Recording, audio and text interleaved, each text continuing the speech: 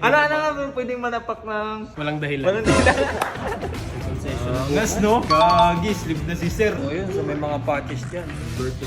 Maangas yung sa likod. Ito talaga yung paka-preparation kasi alam kong may balak pa si sir na pa-full sleep pa siya. So, Abang lang, no?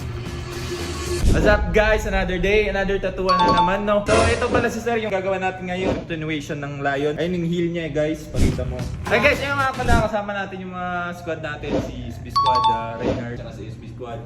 Carlo, tingnan nyo naman, gang yan. Galing na yan. Elegant Sirio. Nga pala, pakita natin, flex natin yung ginagamit nating mga materials guys. From gloves to everything na nandito. Mami gagamitin natin. Sa stencil, alam nyo naman, sobrang kapit. Sa solution, sa soap, panglinis. Sa ink natin guys, yung ginagamit natin, pati yung needles natin. Tsaka, syempre, may ano yan, may wipes yan. Mabisa pang kahit hindi mabubugbog yung balat niya. So ngayon, ako muna nag-intro sa vlog natin kasi si Sister Solar may ginagawa. So, ayun. Mamaya, darating na siya dito at saka si Mamza. Sense ang cut natin sir, hindi ko binaba. Nilagpas ko sa ano niya, etong buto. Yan, dinrawing na natin no kasi mayroong mga existing tattoo yan. Kumbaga, hindi natin siya tatanggalin, hindi natin siya i-cover up pero i-incorporate natin sa tattoo. Kasi yung gagawin natin, ano na yung Japanese wave, wind bars, tapos mayroong idudugtong natin dito sa unang ginawa natin yung full heel natin. Yan, sige.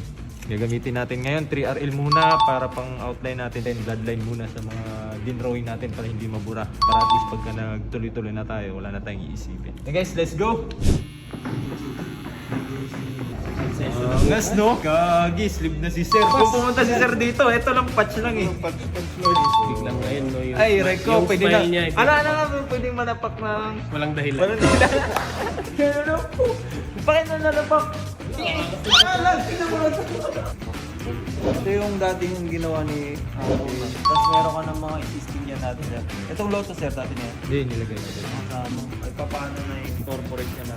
So yun, so may mga patches dyan. Convert into maangas. So titingnan natin dito yung sa likod. Ito talaga yung paka-preparation kasi alam kong may balak pa si sir na pa-full sleeve pa siya. Abang lang, no? Oo, ito, tingnan yung mga cut dito sa likod. Hindi siya cut lahat. So, inoobliga mo na bumalik si sir. Hindi naman, pero ganun din.